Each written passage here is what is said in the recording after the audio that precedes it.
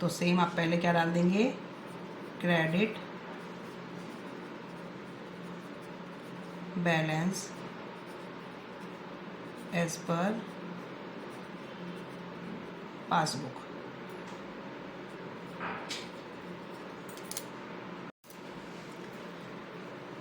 Credit balance as per passbook हम डाल देंगे 10,000। अब स्टार्ट करते हैं यहाँ से।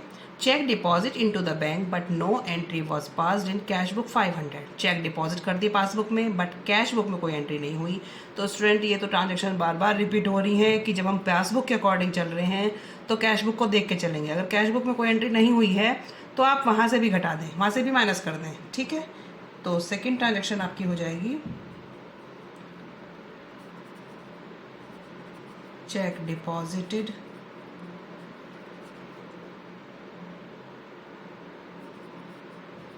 into bank but not entry was passed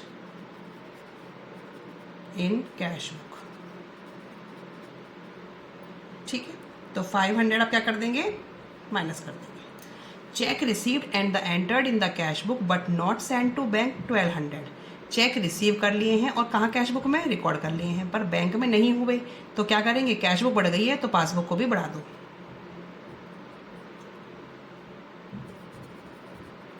check received and the entered in the cash book. जितना शॉर्ट में लिख सकते हैं आप उतना लिख सकते हैं, ठीक है। तो 1200 आप इसमें भी बढ़ा दो। Credit side of the cash book bank column cost so 200। वो कह रहा है कि जो कैश बुक का बैंक कॉलम है वो किससे कम पाया गया, 200 से कम पाया गया है, ठीक है। जब कैश बुक के खर्चे कम पाए गए हैं 200 से, क्योंकि क्रेडिट साइड कैश बुक की क्या होती है, विड्रॉ होती है, ठीक है। विड्रॉ मान लो या फिर पेमेंट साइड कह दो, पेमेंट साइड ही बोलते हैं नॉर्मली हम। तो पेमेंट साइड होती है तो वो 200 से कम पाएगा, इट मीन्स खर्चे बढ़े होंगे। तो क्या कर देंगे, यहाँ जब पासबुक के अकॉर्डिंग चल रहे हैं तो उसे प्लस कर दो। Credit side of cash book cast short, तो यहाँ पे क्या कर देंगे, इसे हम प्लस कर देंगे, क्योंकि इसके भी खर्चों को कम कर दो, इसमें भी खर्चे कर दिए होंगे तो इसके खर्चों को प्लस कर दो वापस से। Insurance premium paid directly by the bank standing advice 600। Insurance premium paid passbook से हो गया होगा, अब क्या करना है, कैश बुक से कुछ नहीं हुआ तो इसे प्लस कर दो। इंश्योरेंस प्रीमियम पेड 600 प्लस कर देते। Bank charges enter twice in the cash book, 2 बार क्या कर दिया, बैंक चार्जेस माइनस कर दिया है, तो यहाँ से भी कर दो। एक बार तो हो गया होगा, एक बार और कर दो। बैंक चार्जेस 20, एक बार और घटा दो यहाँ से। Cheque issue but not presented to the bank for payment. Cheque issued, cheque issue किए हैं तो किसने किए होंगे, कस्टमर ने अपनी कैश बुक से काट के दिए होंगे, तो कैश बुक कम कर दी, ठीक है। तो इसे भी कम कर दो, नॉट प्रेजेंटेड फॉर पेमेंट। ये ट्रांजैक्शन तो एज इट इज लिखनी है। इतने क्वेश्चंस आपके हो गए हैं कि आपको तो ये क्या हो जानी चाहिए, अच्छे से लर्न हो जानी चाहिए। अब ये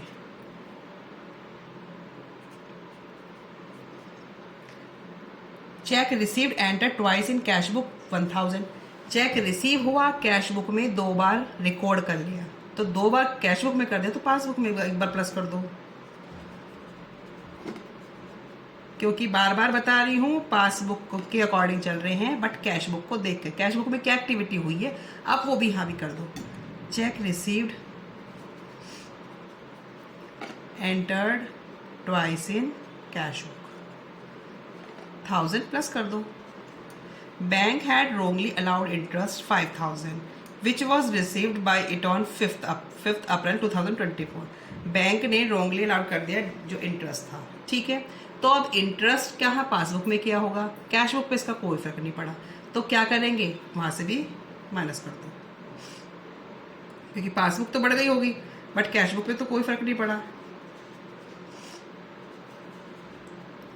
बैंक अलाउड इंटरेस्ट 5000। अब आप इसका टोटल कर लेंगे 10,000, 600, 14, 2000, ये हो गया मेरा 13,000। 13,000 में से 7,020 गए।